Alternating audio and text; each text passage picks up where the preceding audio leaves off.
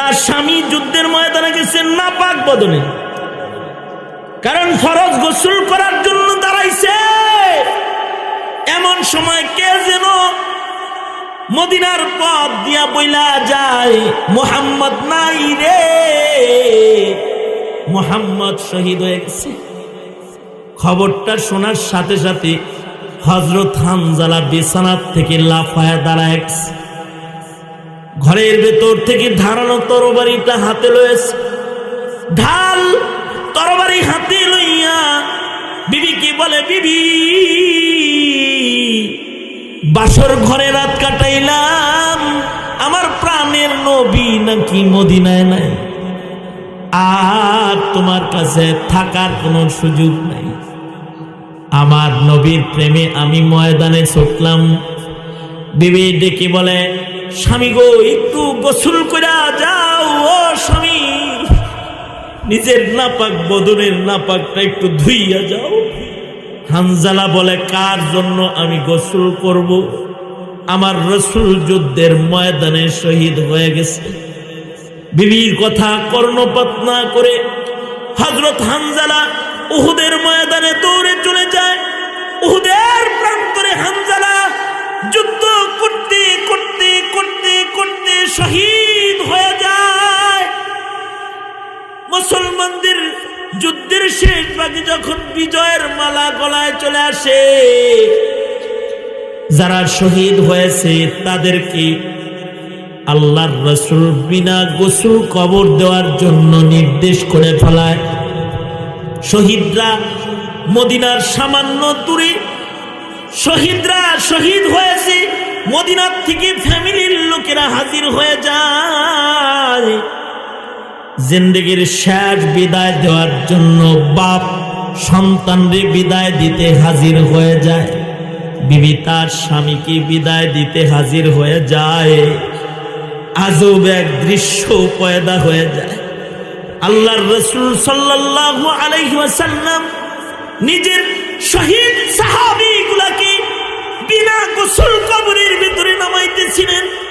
সাইয়্যিদুশ শুহাদা,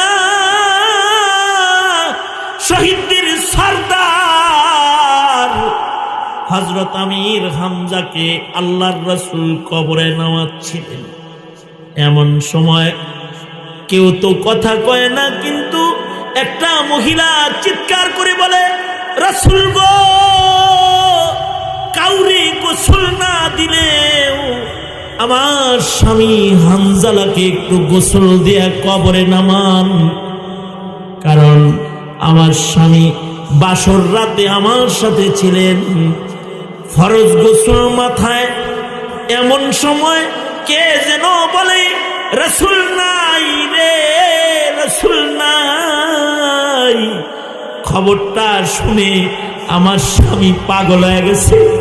ওগো আল্লাহর নবী, আমাকে ভুলে গিয়ে, আমার স্বামী গোসলের কথা ভুলে গিয়ে আপনার প্রেমী মাতোয়ারা পাগল পারা যুদ্ধের ময়দানে চলে আইছি।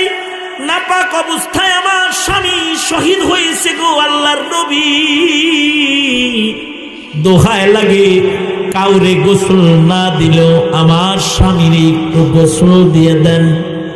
আল্লাহর নবী নির্দেশ করলেন, শহীদদের লাশ বাছাই করো, এর থেকে হানজালার লাশ আলাদা করো, তার লাশটাকে একটু গোসল দাও।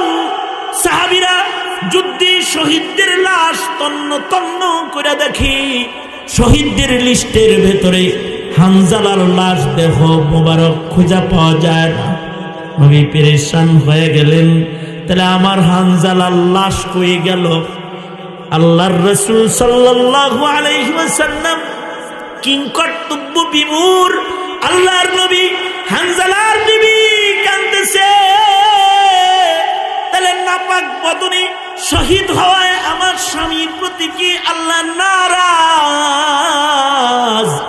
যে শহীদদের লাশের ভিড়ে আমার স্বামীর লাশ খুঁজে পাওয়া যায় না।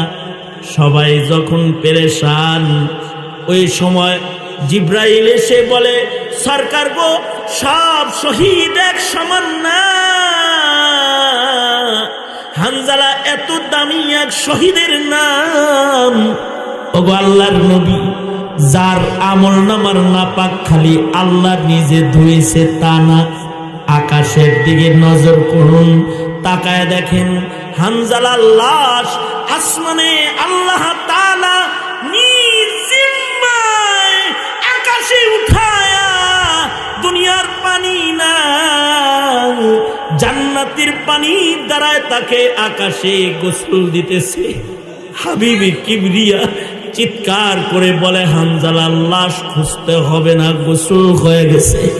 কিছু সময় পরেই দেখে হানজালার লাশ এক জায়গায় পড়ে রয়েছে। এক সাহাবী বলে, লাশের কাছে যায় দেখি হানজালার দাড়ি মুবারক গড়ায়া গড়ায়া তাজা গোসলের বরকতি পানি উহুদের মাটি স্পর্শ করতেছে। শহীদরা আল্লাহর এমন জান্নাতি বান্দা, তাদের আমল নামা শুধু আল্লাহ তাআলা ধৌত করে তা নয়, আল্লাহ তাআলা তাদের গায়ের নাপাকটা ধোয়ার জিম্মাদার পর্যন্ত হয়ে যায়। তাদেরকে আল্লাহ তাআলা কবরে রিজিক খাওয়ায়। এই শহীদ হওয়ার রাস্তা কিয়ামত পর্যন্ত খোলা থাকবে।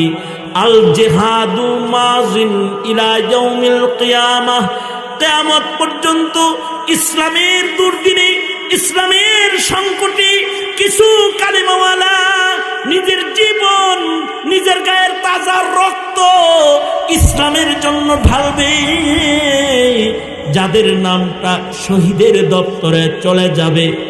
এই শহীদের মরণের জন্য আল্লাহর রাসূল নিজে দোয়া করতেন, আল্লাহ যদি এমন হতো যে আমি বারবার শহীদ হইতেছি, বারবার তুমি আমায় জিন্দা করতেছো, আবার আমি শহীদ হইতেছি, আবার জিন্দা করছো, ওগো আল্লাহ এমনটি দৃশ্য যদি আমার জীবনে হতো কতই না ভালো হতো।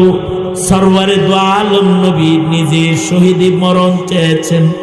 এজন্য কেউ যদি শহীদ না হতে পারে, তাহলে পিতারা দোয়া করবে, ওগো আল্লাহ তুমি আমাকে শহীদের বাপ বানায়ো, ওগো আল্লাহ তুমি আমাকে শহীদের মা বানায়ো।